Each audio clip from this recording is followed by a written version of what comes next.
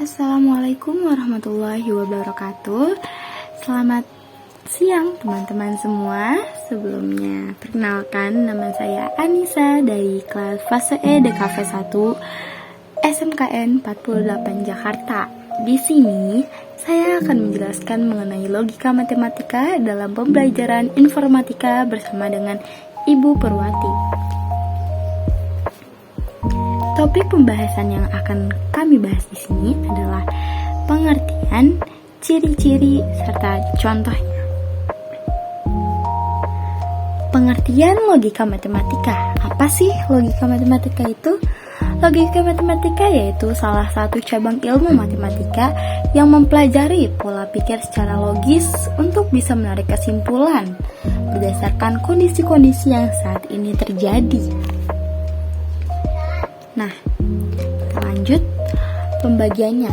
Logika matematika sendiri itu dibagi menjadi 5. Yang pertama adalah negasi atau lingkaran, yang kedua konjungsi, yang ketiga disjungsi, yang keempat implikasi, dan yang kelima biimplikasi. Jadi di sini saya akan menjelaskan mengenai kelima negasi matematika tersebut.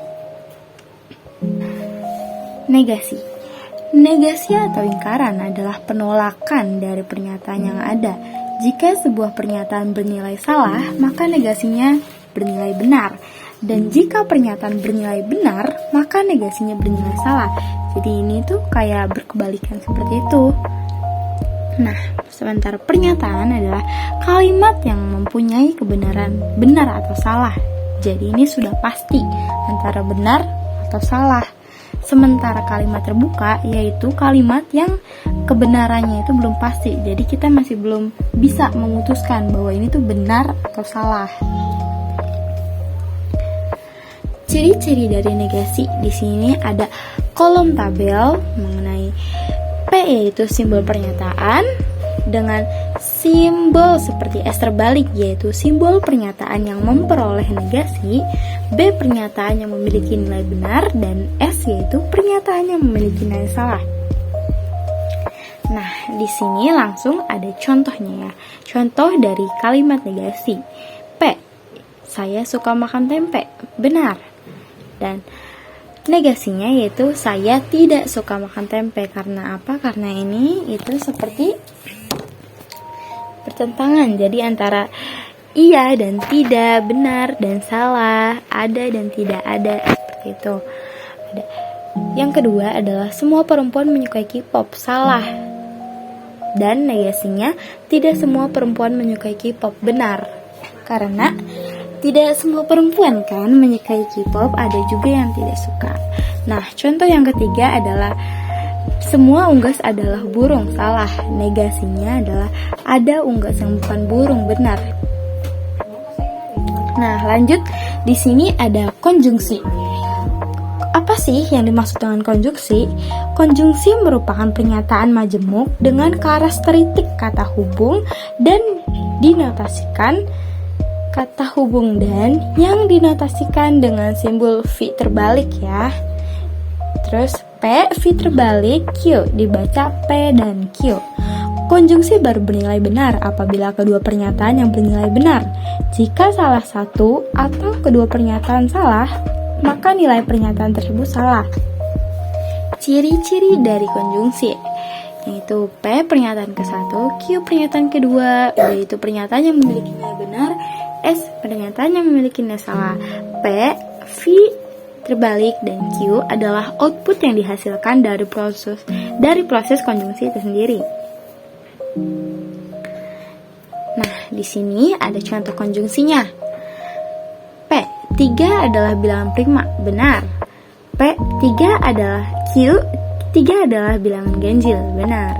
Jadi, outputnya yaitu 3 adalah bilangan prima dan ganjil. Oke. Jadi, pada intinya outputnya itu adalah kata tambahan kata atau kata hubung dan di outputnya. Lanjut nih, contoh keduanya. Kucing merupakan hewan mamalia. Benar. Harimau adalah hewan amfibi. Salah. Kucing merupakan hewan mamalia dan harimau adalah hewan amfibi. Jadi outputnya itu ditambahi dengan kata hubung dan, tetapi salah karena ada salah satu pernyataan yang salah. Oke, lanjut nih di contoh ketiga itu ada sapu adalah benda cair. Salah. Pulpen terbentuk dari gas. Salah. Sapu adalah benda cair dan pulpen terbentuk dari gas. Outputnya itu ya sudah jelas salah dong. Karena sapu itu kan benda padat, pulpen juga benda padat. Itu salah. Nah, outputnya pasti salah. Nah, lanjut. Sekarang kita ke disjungsi. Apa sih yang dimaksud dengan disjungsi itu? Disjungsi adalah teknik perbandingan antara dua pernyataan majemuk yang dihubungkan dengan kata atau dan direpresentasikan dalam bentuk notasi simbol V. Disjungsi akan menghasilkan nilai benar atau true selama ada salah satu pernyataan yang bernilai benar. Jadi, kalau tadi kita membahas konjungsi yang outputnya itu adalah dengan tambahan kata dan, terus karena ada salah satu yang salah jadinya salah. Kalau di disjungsi ini kita menggunakan kata hubung atau dan direpresentasikan dengan notasi simbol V. Kalau tadi itu kan konjungsi itu V terbalik ya. Di disjungsi ini yaitu kebenaran huruf V. Oke. Dan di sini jika ada salah satu pernyataan yang benar, maka outputnya itu akan benar. Di sini ada ciri-ciri dari konjungsi. Di sini ada ciri-ciri dari disjungsi. Ya, seperti tadi, P adalah pernyataan ke-1, Q adalah pernyataan kedua, B adalah pernyataan yang memiliki nilai benar, S adalah pernyataan yang salah. Outputnya P, V, Q adalah output yang dihasilkan oleh proses disjungsi. Oke, di sini ada contohnya. Sapi adalah hewan bertelur. Salah. Kambing adalah hewan pemakan daging. Salah juga. Nah, outputnya PVQ, sapi adalah hewan bertelur atau kambing adalah hewan pemakan daging. Nah, sudah jelas salah dong. Karena apa? Karena sapi itu kan melahirkan ya hewan mamalia, dan kambing itu adalah hewan herbivora. Dia pemakan tumbuhan atau rerumputan, dia tidak memakan daging. Nah, di sini contoh yang keduanya, ikan bernapas menggunakan trakea. Salah. Manusia bernapas menghirup oksigen. Benar. Nah, outputnya ikan bernapas menggunakan trakea atau manusia bernapas menghirup oksigen. Nah, outputnya ini kan ada kata hubung atau, dan outputnya ini benar karena itu kalimat yang keduanya, kalimat yang Q-nya itu kan benar. Jadi benar. Seperti tadi kan penjelasannya, jika ada salah satu pernyataan yang bernilai benar atau true, jadi outputnya itu menghasilkan nilai yang benar. Nah, lanjut ini contoh yang ketiga. Paus adalah hewan laut. Benar. Paus adalah mamalia. Benar.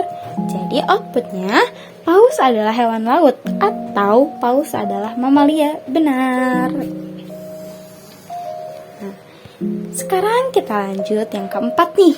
Sudah masuk ke dalam implikasi. Implikasi apa sih? Kok banyak banget ya? Coba deh kita cari tahu. Implikasi dalam logika adalah hubungan antara dua proposisi di mana proposisi yang kedua adalah konsekuensi dari proposisi yang pertama. Nah, implikasi ini tuh dalam outputnya menggunakan kata jika dan maka, sehingga implikasi merupakan kalimat yang menyatakan sebab akibat. Pasti jika ada makanya dong, kayak ada kejadian. Nah, penyebabnya apa nih? Seperti itu dong. Nah, ciri-cirinya di sini ada kolom tabelnya juga ya. Pernyataan ke-1 P, Q pernyataan kedua, B pernyataan yang memiliki nilai benar, S pernyataan yang memiliki nilai salah. P, nah ini dengan anak panah satu arah itu adalah output dari implikasi. Ingat ya, anak panah satu arah itu implikasi. Nah, ini adalah output yang dihasilkan dari proses implikasi. Nah, contohnya, jika kita rajin berolahraga, maka kita menjadi sehat. Benar dong outputnya. Jika Rika belajar dengan tekun, maka Rika tidak akan naik kelas. Salah. Kan kalau kita tekun belajar, rajin belajar, pasti kita akan naik kelas, ya kan? Selama gak macem-macem sih. Nah, contoh yang ketiga itu, jika Dika sering bermain warnet, maka Dika akan semakin pintar. Salah semua, karena Dika itu gak sering main warnet. Lalu Dika itu akan semakin pintar karena main warnet itu juga salah. Nah, jadi outputnya itu tuh benar, karena dua-duanya itu salah, seperti yang telah ditunjukkan dalam kolom tabel tadi ya. Nah, sekarang kita lanjut nih. Yang terakhir, yang kelima, yaitu biimplikasi. Biimplikasi adalah pernyataan majemuk dengan kata hubung jika dan hanya jika, sehingga notasi dari P, yaitu P dan Q-nya itu adalah outputnya anak panah dengan dua arah. Jika tadi implikasi anak panah satu arah, biimplikasi adalah anak panah dua arah yang akan dibaca P jika dan hanya jika Q. Nah, ciri-ciri dari biimplikasi yaitu seperti kolom tabel tersebut. P pernyataan ke-1, Q pernyataan kedua, B pernyataan yang nilainya benar, S ada pernyataan yang nilainya salah, dan outputnya P tanda panah anak panah dua arah, Q akan dibaca P jika dan hanya jika Q. Lanjut, di sini kita masuk ke dalam contoh biimplikasi. P, kupu-kupu dapat terbang. Q, kupu-kupu memiliki sayap. Benar dong dua-duanya. Nah, outputnya kupu-kupu dapat terbang jika dan hanya jika kupu-kupu memiliki sayap. Benar. Contoh yang kedua, P, serangga bernapas menggunakan insang. Salah. Q, serangga bernapas menggunakan trakea. Benar. Nah, outputnya serangga bernapas menggunakan insang jika dan hanya jika serangga bernapas menggunakan trakea. Salah, karena salah satunya itu salah. Jadi kan seperti yang tadi, itu berkonsekuensi. Jika satu salah, ya jadi outputnya itu salah. Contoh yang ketiga, kucing adalah hewan laut. Salah, kerbau melahirkan dengan bertelur. Salah, kucing adalah hewan laut jika dan hanya jika kerbau melahirkan dengan bertelur. Benar. Oke, sekian pemaparan dari saya. Terima kasih atas perhatiannya. Sampai jumpa di next video. Bye-bye.